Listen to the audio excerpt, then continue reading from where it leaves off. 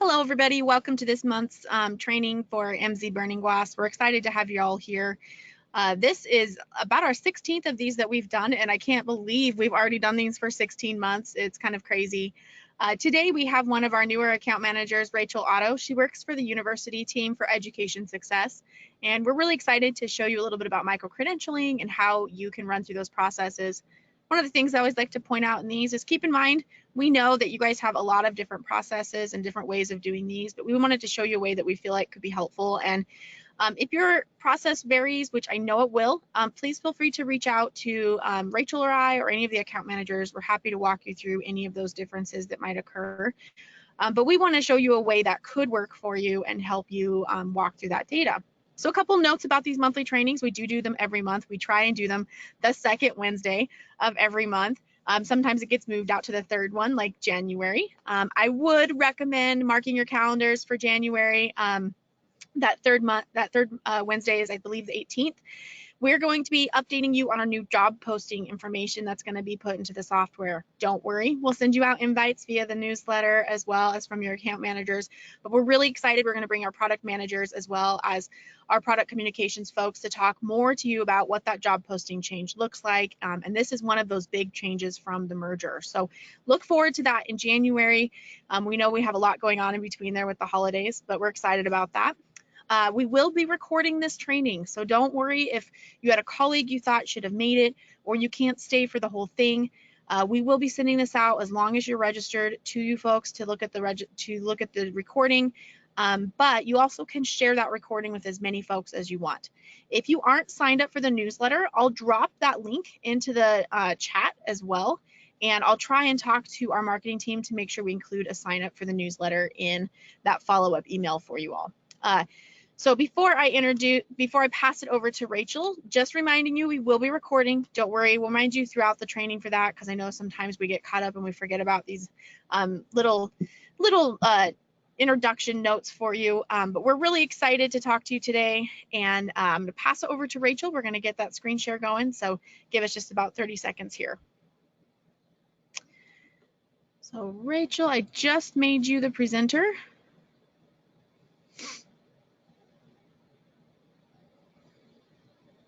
Perfect. I can see you.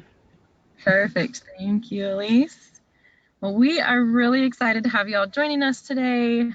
This topic was chosen just because of the volume of conversations that we've been having with you all surrounding this growing, but also kind of a bit changing in terminology topic. So to lay a little foundation before we dive in on some of those reports, I just wanted to share a few language components and a bit of a definition to set the tone for us. So you've probably heard terminology like micro-credentials, stackable credentials, short-term credentialing, upskilling. The list could go on and on. But the name of the game are a short competency-based recognition that allows an individual to demonstrate some form of mastery of a skill or a group of skills. And they want to be able to promote that. And again, a big part of what you are likely considering with this conversation is how do we look out at the market and determine which types of these micro-credentials would align well with market demand, with employers in my region, all of those kinds of considerations. So that's what we're going to be talking about and focusing on today. I will preface with there are many ways, as usual, that you can dive into the Analyst platform and use this tool to answer your questions. We always like to say it's best to go into Analyst with a specific question. Otherwise, you can end up digging around for a long time. I joke it's kind of like jumping on social media without a plan, and then whoop, an hour later, you're like, what just happened? So we're going to go in trying to answer some of those questions surrounding considering building out micro-credentials or a related term that you might be using at your institution, and how do we find supportive data for making good decisions surrounding that. So to get us kicked off here, I'm actually going to jump in I'll try to break it down a little bit as we go for those of you that are less familiar with the Analyst platform. This is a training after all, but I will be moving through several different reports over the next 40 minutes. And so thankfully you can go back and watch again and kind of watch the patterning of how we got there. But please don't hesitate to drop questions into the chat as we go along, and Elise will be monitoring that, and we'll leave ample time at the end for those questions. So, okay, as a reminder, here on the left side, we've kind of got our menu of data lenses, if you will. And you could be utilizing a lot of these different data lenses to approach our questions today. I'm going to be dipping into several of these groups of reports. And so to start us off, I'm going to jump in this programs lens here. We've got some different report options that we could be utilizing, and I'm going to start us off in our program table. Clicking in here. And so as you can see right away, I'm prompted to make some decisions surrounding areas like what region, and if we wanted to select a specific program for this report, we could do so. Because I want to be able to show you a couple of things more broadly first, I am just going to run this report with a state component. So I've got Colorado set up there, so that works just fine. And actually, I think I'll use Colorado for a couple of other samples in a little bit. So how about, let's pick Oregon. Okay. Our table is setting up. Since I didn't list a specific program, it's actually grabbing all of those zip codes and running that out. Now with the tables, a couple of really neat things that we can do. As a reminder, you get to set up your table exactly with the data points that you'd like to be seeing. And you'd always want to make sure that you are checking your parameters, because that's going to directly impact what results we're getting in the report. So I'm checking through here. Yes, I don't have any program selected right now. That's what I want. I've got Oregon. Completions time frame, I'm keeping this a little bit more narrow for right now's purposes. So I've got 2019 to 2020. So that's really just going to give us the last year's snapshot. And then our jobs time frame is doing some projection data, and that can go out 10 years. So I've got that set out to 2031. So that's kind of our parameters. It's all looking good. We've already got our table populating here. Now let's say, just for starters, I really want to see some of the completions data looking in my region. So I already did this, but I want to show you how real quick you can set up your table the way that you would like. So if you just pop into add remove columns, this gives you the full slew of possibilities of different columns that you could set up, and you can even break it down by different years or different components. It's quite a long list of possibilities. We could be looking at completions at all different education levels, dipping into enrollment, demographics. There's lots of great stuff in here, but since we're looking at this micro-credential question, I chose a few that I thought would work well to give us some great background information. So we've got completions, all completions by end year and by percent change. We've got some job data here just to give us a look at that. And then the main ones I selected here to give us a look. I did all certificates at end year, which is the date range I set in our parameters. An award of at least 1 year but less than 2 academic year, an award of less than 1 academic year, because those all fit into the best ways that we get reported completions data right now to see what are those shorter term credentialings and different micro credentials or stackable credentials that might be happening already. So I'm gonna hit select because I already had that set up. Hopefully, I don't think I changed anything, so it's just recalculating real quick.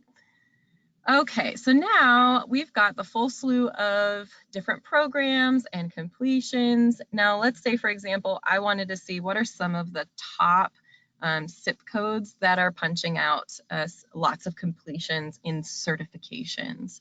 So I can click on my column title here, and it will resort my table from most to least based on certification. I'm going to use this inking feature right here just to highlight that and show you a little bit of what we're looking at.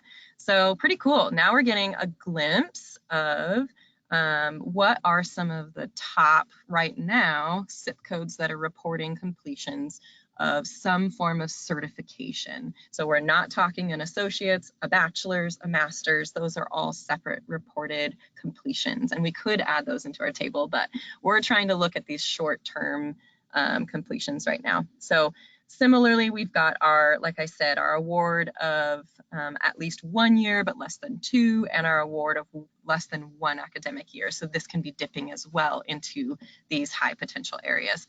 So I just wanted to show you, if you wanted to do a little bit of broad digging and looking to see, okay, what's going on already? Where are we seeing high potential of some existing micro-credentialings or stackable short-term credentialings that's going on in our region or our area.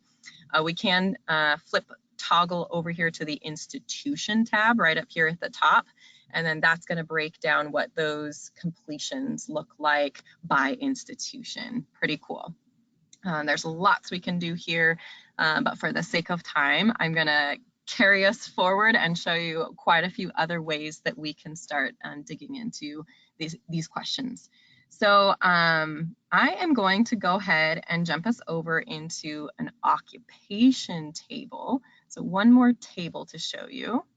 I'm back on our home screen here, and instead of being in that programs lens, I'm going to pull up our occupations lens, and I'm going to grab the table once more. Now this time, let's say I wanted to answer the question, what are some of the fastest growing occupations in my area or in my state? And you can break down this region a lot of different ways. I'm choosing to do it at state level, but if you had a different preference, you could do other breakdowns as well by MSA.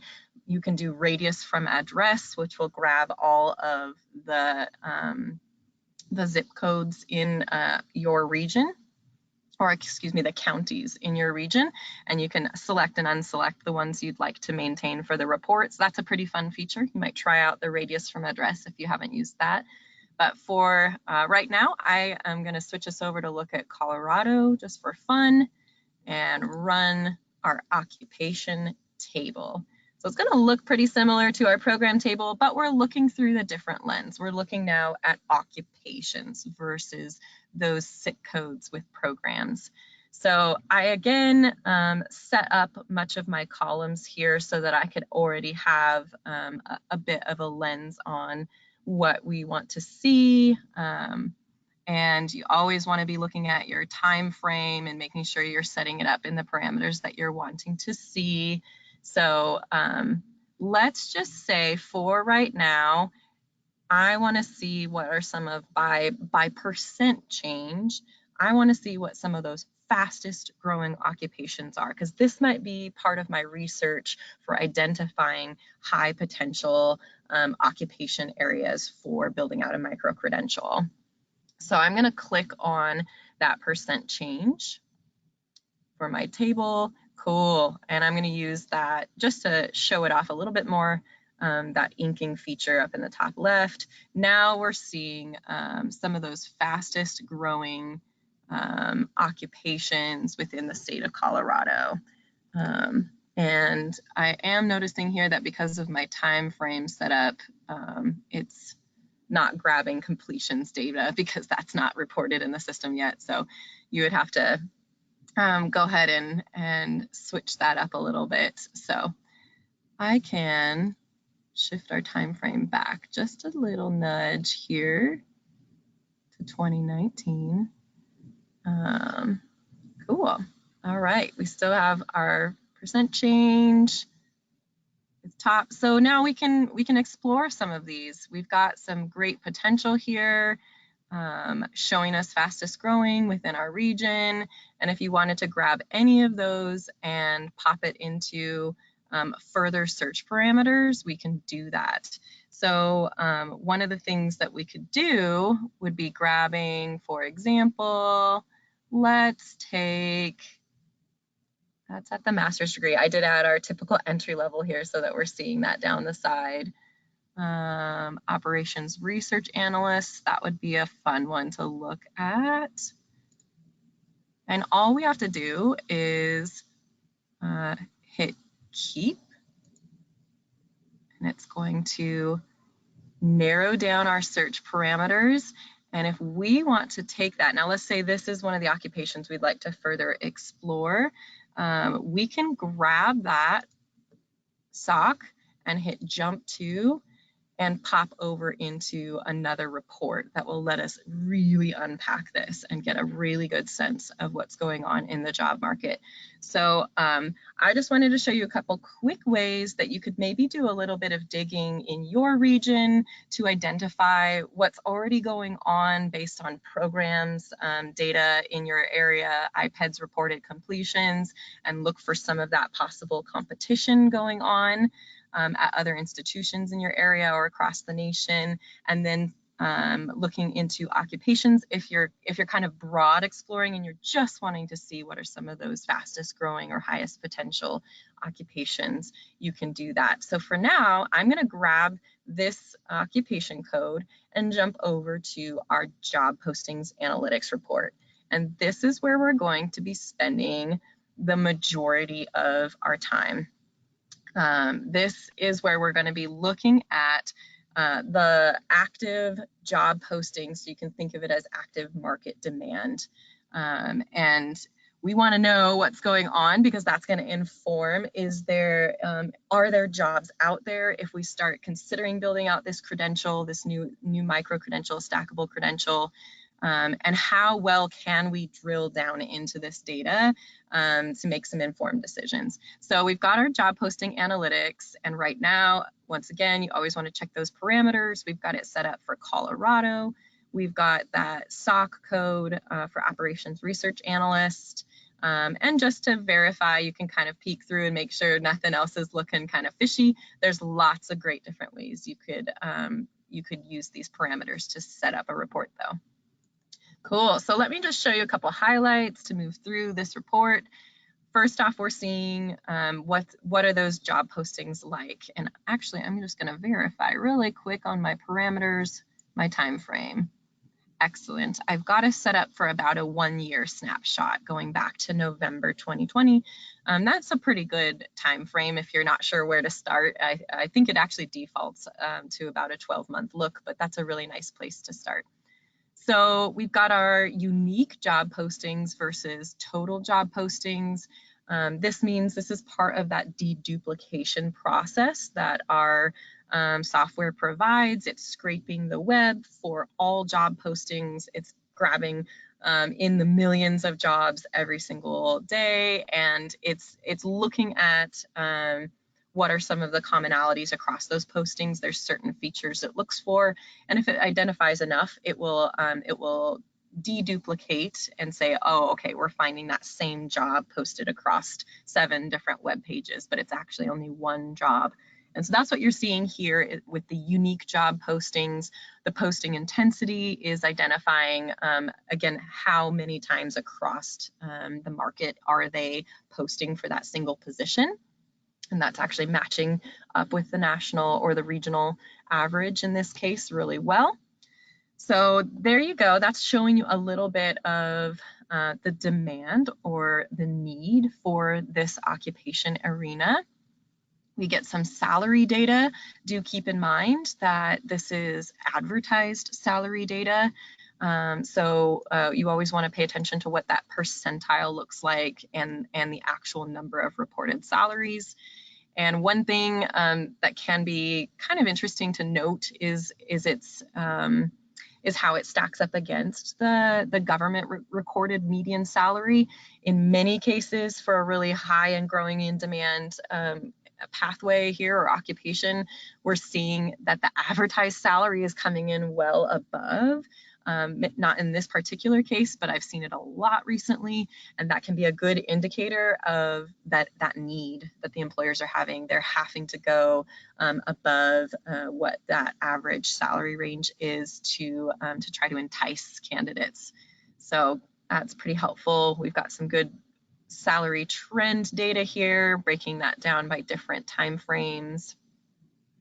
So I'm going to move us along here because one of the areas I want to show you, if you really are wanting to see what the jobs are asking for, there's some sample job postings here. This really lets you dig in to see what are the employers actively asking for in a unique case study here. You can jump over to the actual website where the job was found. So very helpful. And as we progress down, seeing those trends again, we're going to get some helpful information on what level of education, if they are identifying that. This can be really key for seeking out potential of would a credentialing or an added credential be a helpful thing in this area. And moving along, posts versus hires on the monthly average. The orange bar showing the job postings themselves versus the light blue for the actual hires going on. So big gap there.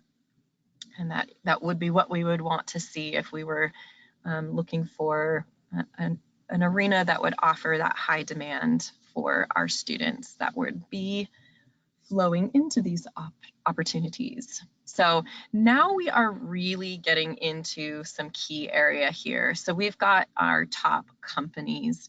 Many of you that we've had conversations with on building out micro-credentials and things in this area, short-term credentials, is the idea of possible partnerships with employers. So maybe there's someone in your area that's approached you or you'd like to approach them, and consider building out a partnership where maybe they are really having a need for a very specific skill, and you would like to be able to meet that need through your programming and build out perhaps one of these stackable credentials that could go on top of a degree, or a previous graduate can circle back and add that credential on top of their existing degrees, and that would allow them to engage in the job market in a more competitive way.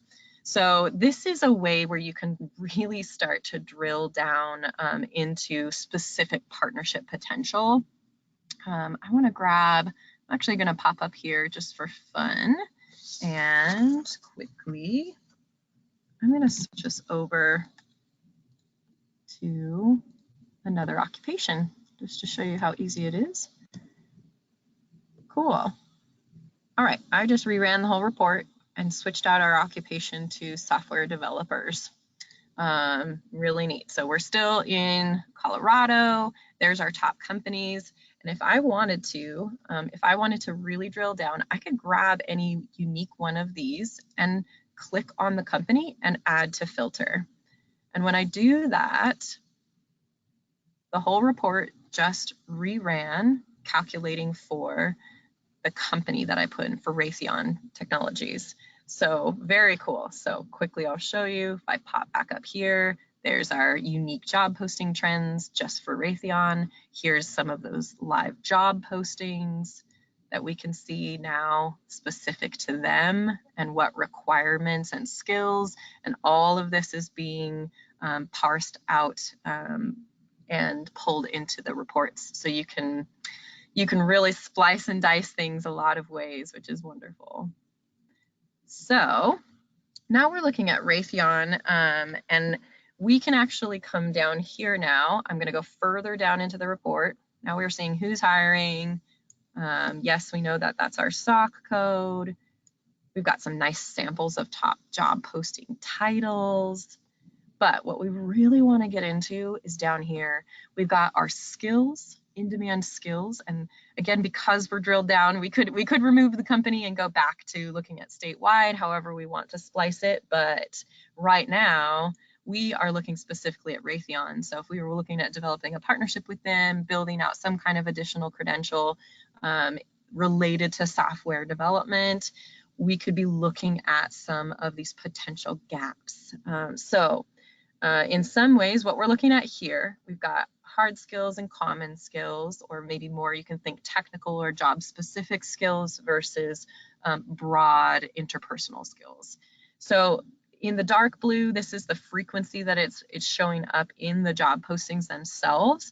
And then in the lighter blue, that's where our profiles data is coming through, where we're scraping the web for public profiles. You can think along the lines of like if somebody's made a LinkedIn account or a Facebook account and they have publicly laid out maybe resume data or job data or past education data, skills that they have. That's what's pulling in here. And we are comparing the frequency of it being requested by employers in those job postings, and then the frequency that we're seeing it show up in those profiles. So this can be a good indicator that perhaps there is a bit of a skills gap. The other possibility is that it might be helpful for you and your career services or your advising teams, anyone working directly with your students and wanting to help them see, hey, if you're targeting jobs at this company or you're looking at jobs in this area for this type of job, these are the skills that they're looking for. Are you marketing yourself well right now? Are you putting those skills in your resume on your public profiles? So there you go, a couple of helpful tips on what we're looking at here and how it might come to play. So we have it just in a different view here for postings, percentage versus profile.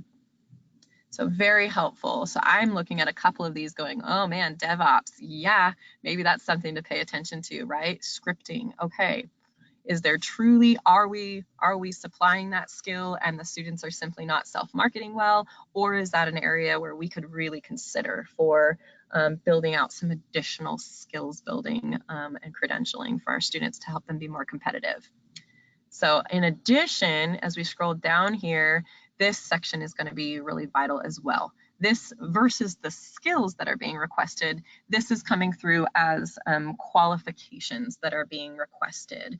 And so not super surprising, there's some there that's getting into some of the secret clearance or top clearance, but there's some other tidbits in here as well, other types of certifications or skill sets that they could consider or that might be helpful to look at.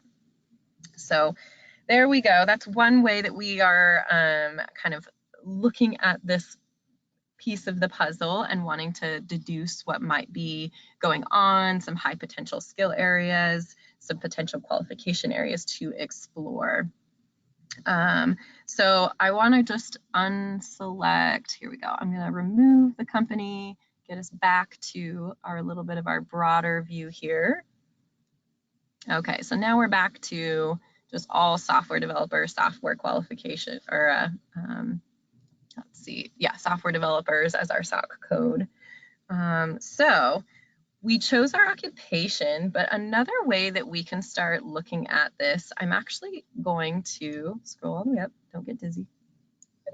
Okay, I'm going to take a moment and remove the specific occupation, because in some cases, perhaps you do have a SOC code or an occupation or a group of occupations in mind that align really well with the area that you're exploring for a micro-credential.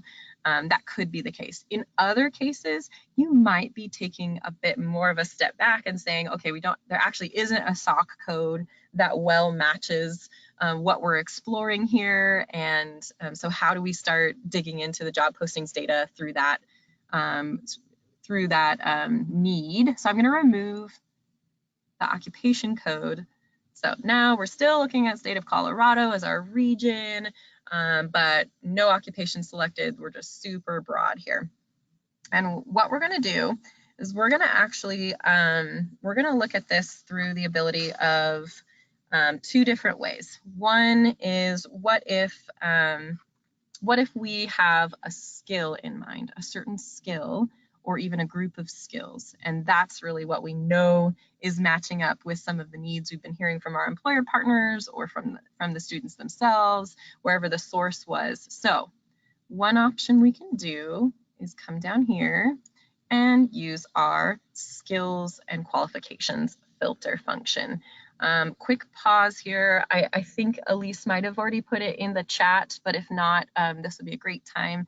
We have our own open skills library that actually feeds behind the scenes what's going on here with the skills search.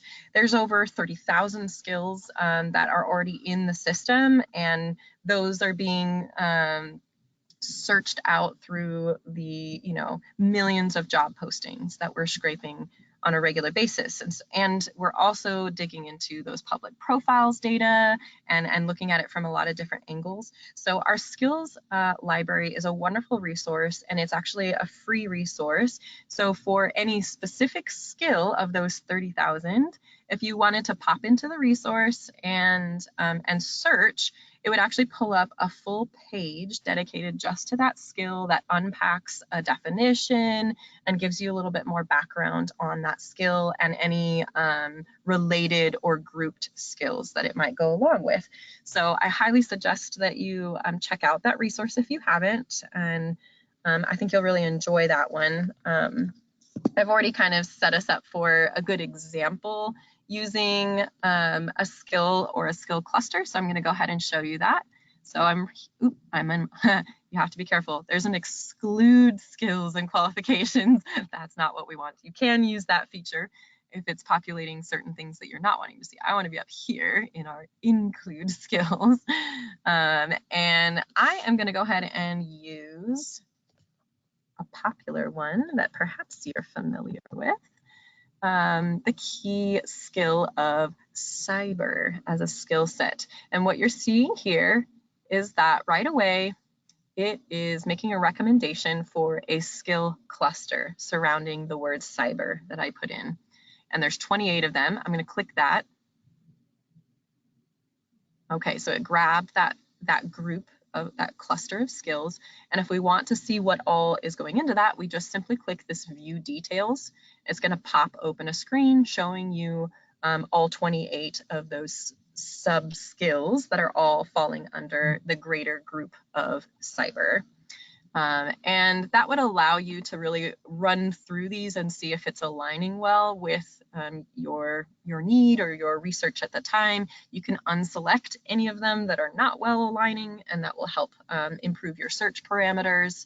Of course, if you really want to get very nuanced, you could just pick out a specific hard skill, and that would work as well. So for right now, I'm going to just keep all of these in the parameters and go ahead and hit select. So now we're still in our same region parameters, and the report just ran for our whole skill cluster of 28 related cyber skills. So here we got, familiar view here. We've got our unique job postings. Our posting intensity went up a little bit, so that's worth noting. Some very impressive salary data. And again, just keep in mind the number of salaries. That's a pretty nice number, actually, to be able to get some pretty viable average out of that. Our wage trend looking really nice. That's over a 3-year term. We can break this out any old way we want, but that's really great to see.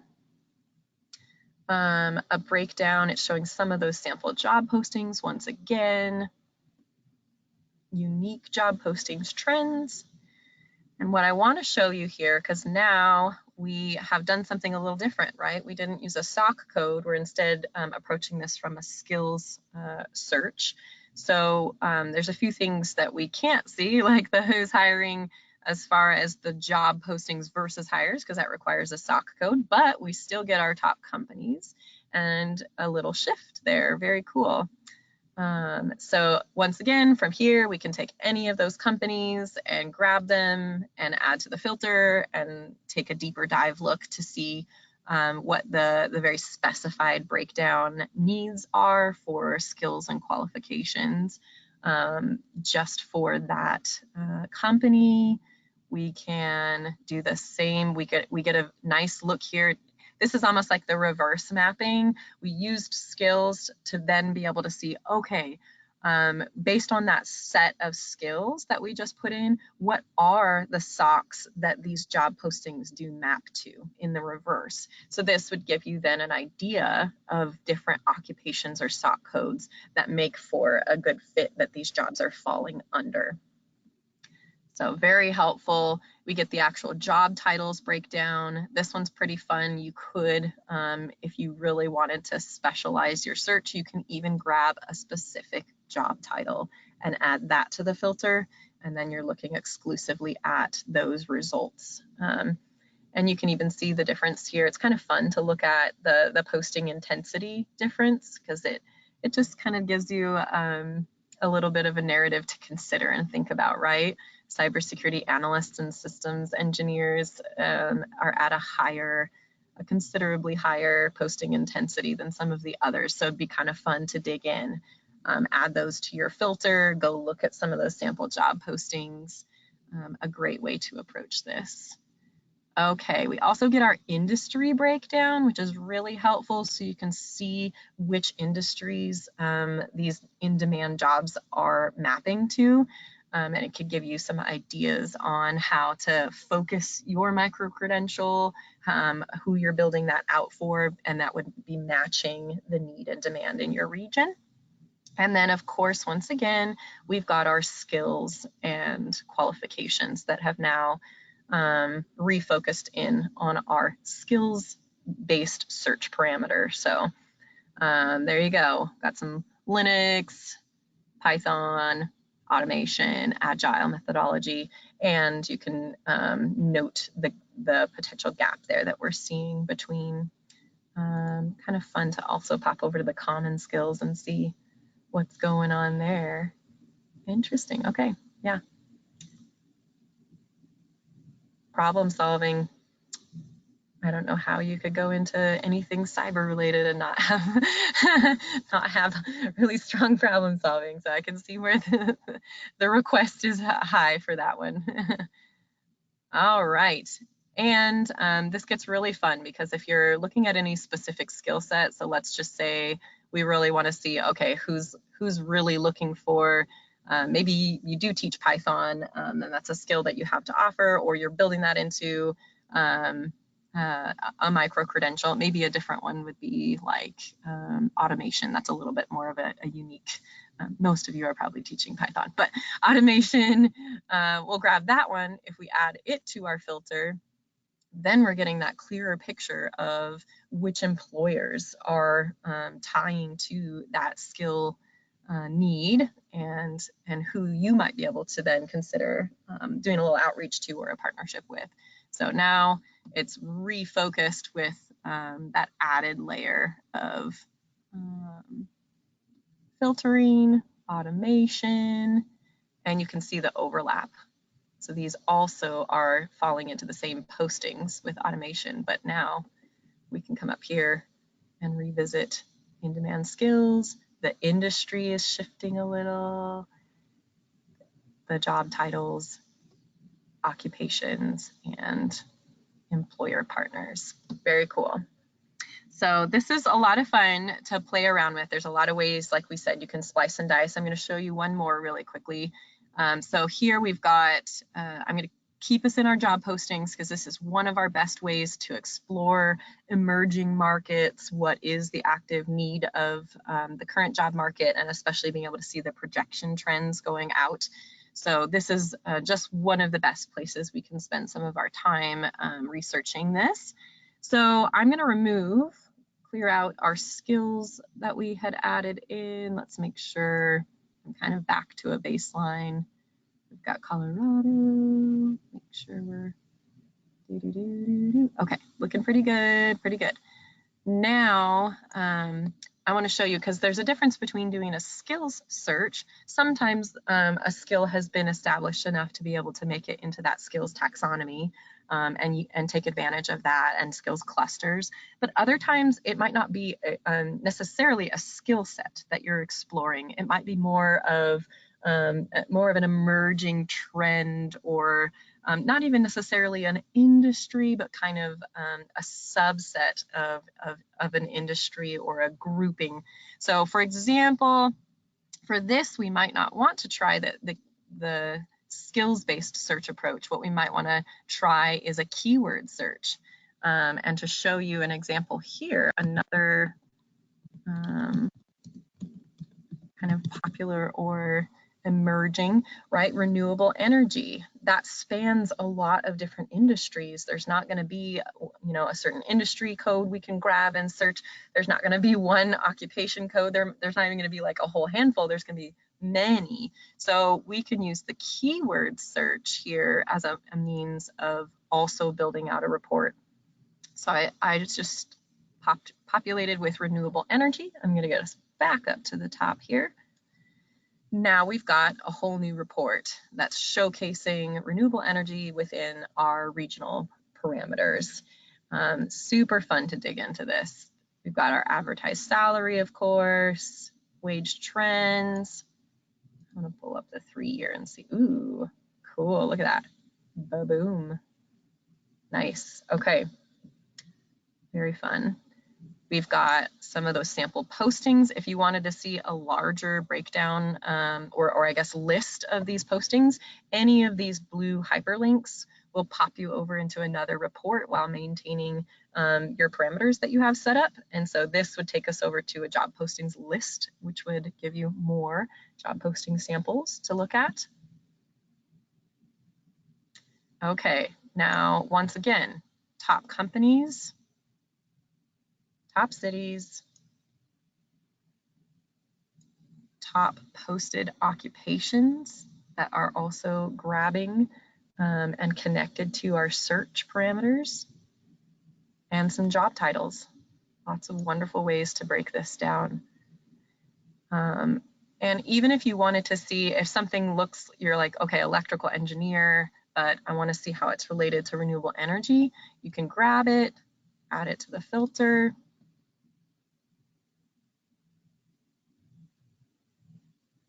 It's a lot of data to process, so give it a second to think about it.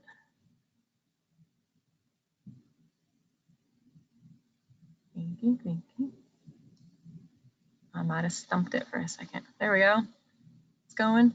All right, and then if we want to go back up to those sample job postings, now, since I added electrical engineer to my filter, we're still looking at the renewable energy.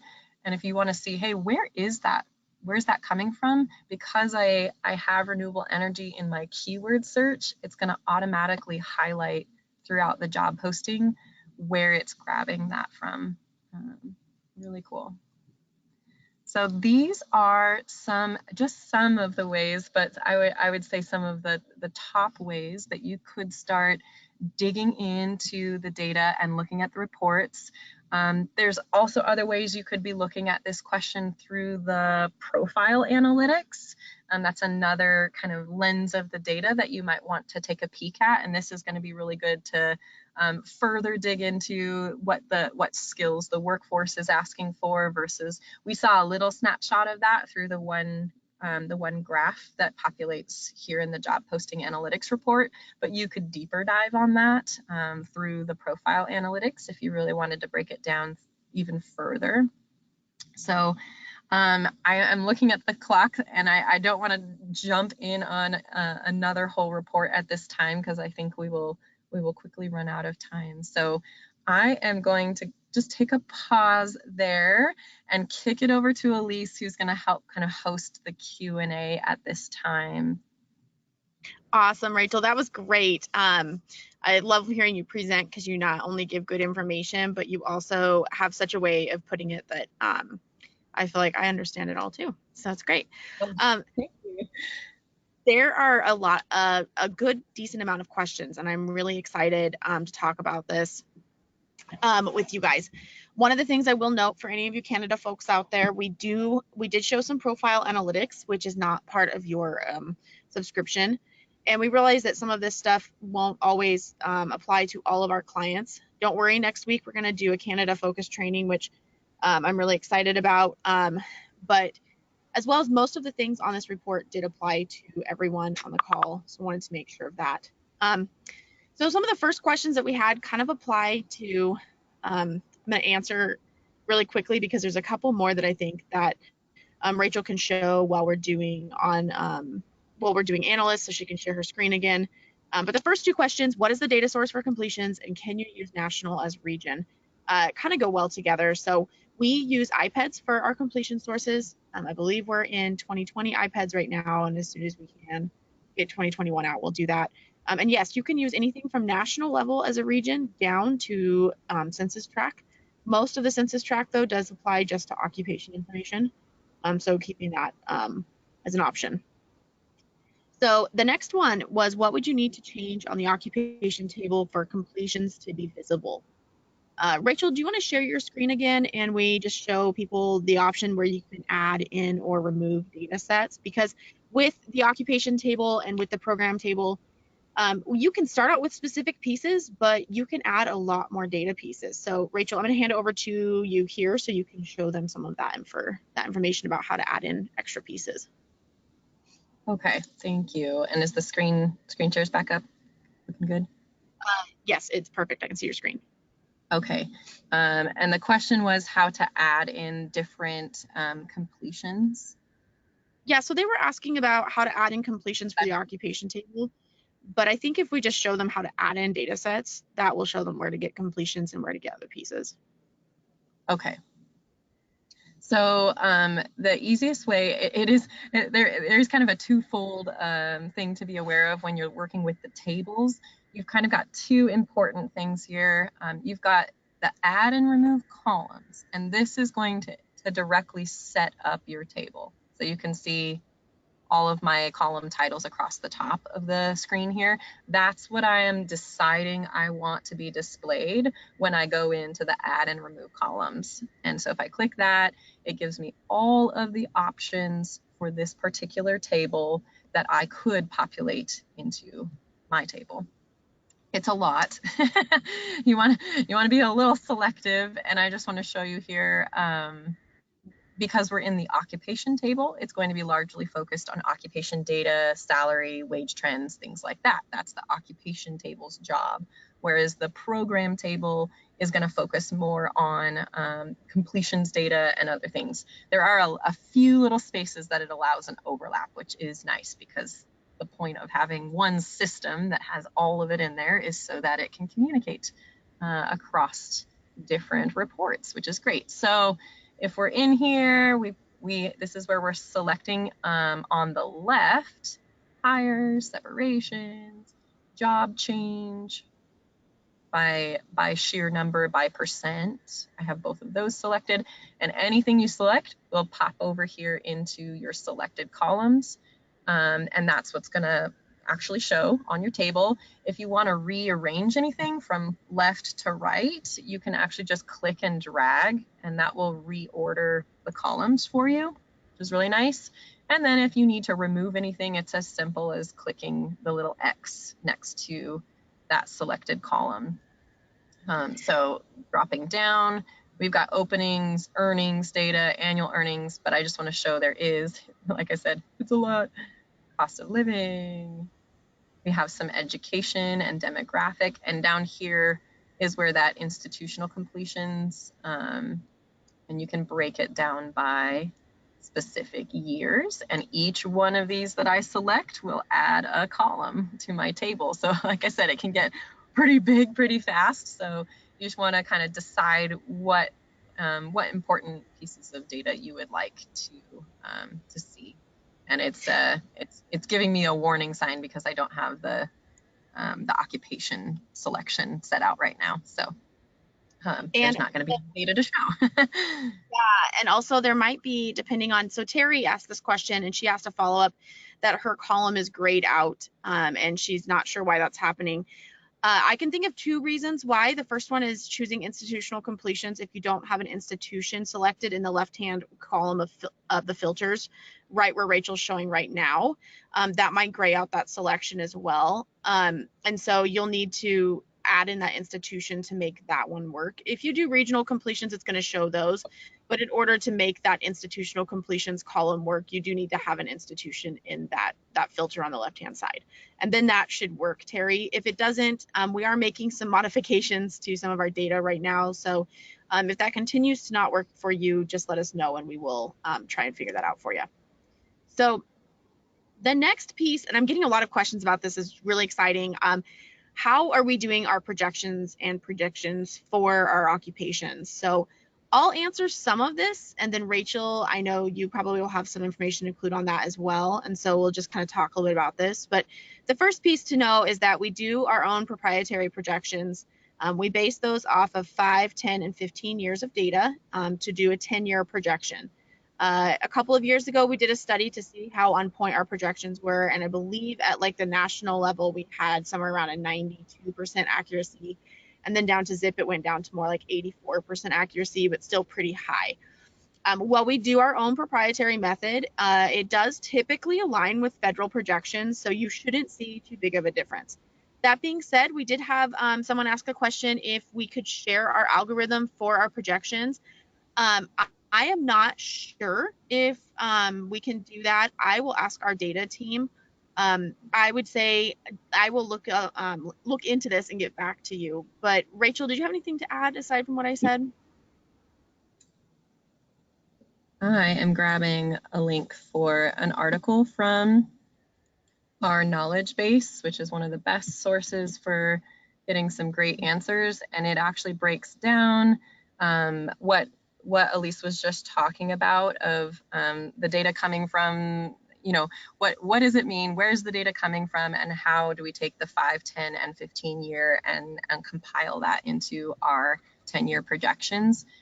So I'm gonna, it's kind of the methodology behind our projections data, which was at the heart of the question. So let's see, I'm going to put that in the chat here. Yeah, so you should just be able to put it in the bottom chat. All right, I think I just dropped it in for everybody, but you might want to grab that link and give it a read and see if that helps answer some of your questions. And then if not, we're always happy to further deep dive and connect with, like Elise said, our data specialists and get you more. Awesome. So we had a couple of questions about our skills library. If you run across a skill, you're not sure what it means, you can use our skills library to look that up. It's not in our knowledge base. It's on a completely different site. I did drop that site into the chat, but that website is skills.emsidata.com. That will include all of our free resources like a resume optimizer, job posting optimizer, as well as our skills library. So you can go check out all of that information. And I would say that's a great place to go look up things like we had a question about top secret clearance, that being a skill. A lot of times that's something that employers request if they're working with government contracts. And so that's actually something that your student would probably have to get through the process of a hiring company, or they would do in their background check. I know that top secret security clearance takes a lot. There's a lot of interviews that they do outside of that. So any of those interesting skills that you're not sure, check out that skill library. It's really helpful. Once again, that website is in the link, the chat links that we sent over, but it's also skills.emsidata.com if you want to go to that. And so we had a couple of other questions that kind of go around the same area, and that's how do you predict or help find skills or information for up and coming different jobs like cyber safety, or another one was a new approaching or emerging industry like hydrogen. How do you find information about those? And I would start with job postings. Rachel, I'm going to let you talk a little bit about this one. Like, how do we help out people looking for future skills or for new and emerging industries that we may not know really where to start with? Yeah, that's exactly part of what we were working on earlier, because I know that's such an important need, is how, you know, it's not always clearly defined yet. It's an emerging trend. It's an emerging need. So I do believe that's where, just jumping back over to our job postings analytics report, is going to be one of the best places to start. And I'm gonna go national remove my state level here and go entire US. Going to be some big numbers. Woo woo. But once again, so for example, it just really depends on your situation, and we'd be happy to dig into this more one-on-one with your account manager. But if you already have an idea on a skill, you can try populating that into the skills search and see what comes up. And if you're unsure on that, you can always try, trying to scroll down here on the left. The other one that we did was the keyword search. So the difference is the skills search is going to be utilizing our skills taxonomy from that big skills database we just shared with you, and it is doing its own specialized search across the job postings and identifying direct matches, versus a keyword search is as it sounds. It is parsing through all of those job postings and looking for an alignment with the exact keywords that you are inputting.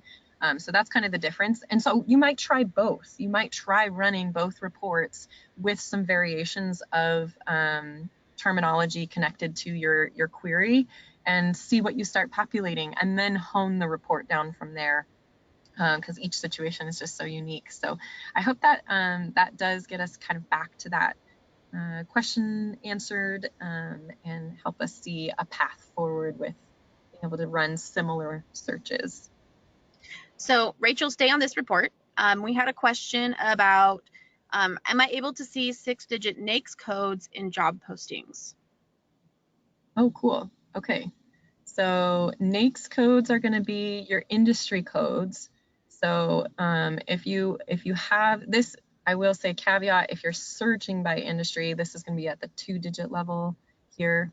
So you'll want to be mindful of that. But for we don't really have much. We don't have much put in as far as parameters. So this is a very broad sweep. But what it's going to answer, which is pretty cool, since we don't have a specific occupation, it's just giving us the top of the top right now. It's showing who the biggest hires are, where occupations, and you keep scrolling. We have job titles, industry. So these are those industry codes that you were probably referring to. And if you select any one of those, it's going to add it to your filter, and you'll be able to see a breakdown by that industry subset. And while we don't do 6-digit NAICS codes in job postings, I would recommend looking up by job titles or occupations, because a lot of times that company is going to give you the industry that you're looking at, which is something you can't necessarily see in occupation reports. So given that job postings is looking at job postings from employers, there's a good chance that using those occupations will help you get pretty specific. But Nadine, you are right. We can't show 6-digit NAICS codes for job postings. As of right now, I've never thought about that, because typically people are using occupations to look at this. We'll talk to the engineering team and see why we decided not to put in 6-digit options, because in my mind, that doesn't make sense either, and would be very helpful to use. But I'll talk to the team and see kind of what their reasoning was for not putting those in there. But that's a great question.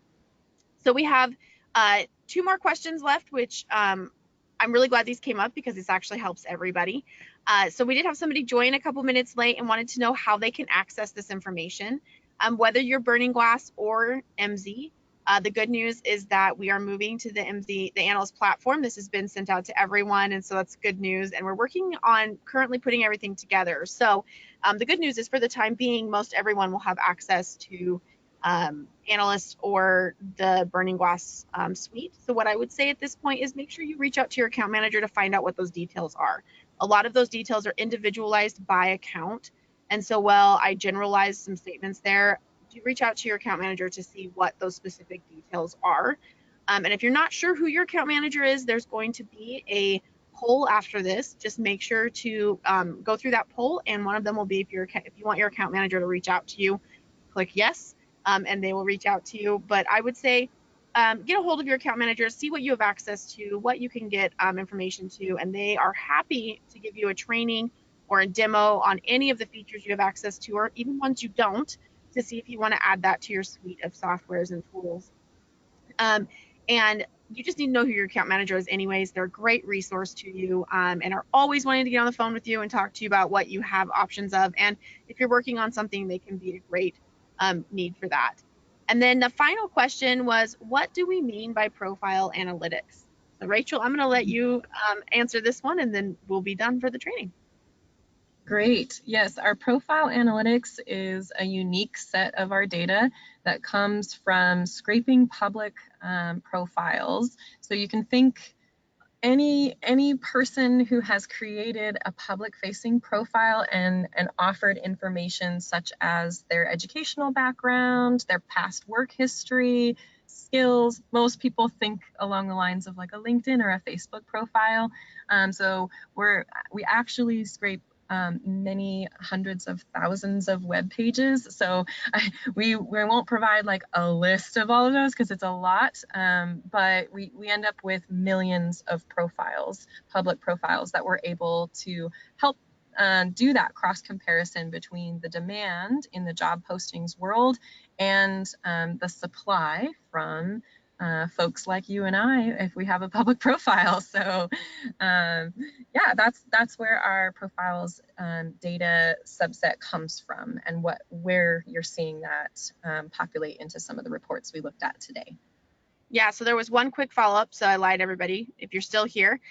Nadine would like to know how to specifically access profile analytics. So Nadine, I would say that is definitely reach out to your account manager. We do have some little snippets like in the skills section that compares skills and profiles to skills and job postings and different pieces like that. But typically that's an add-on to an analyst subscription.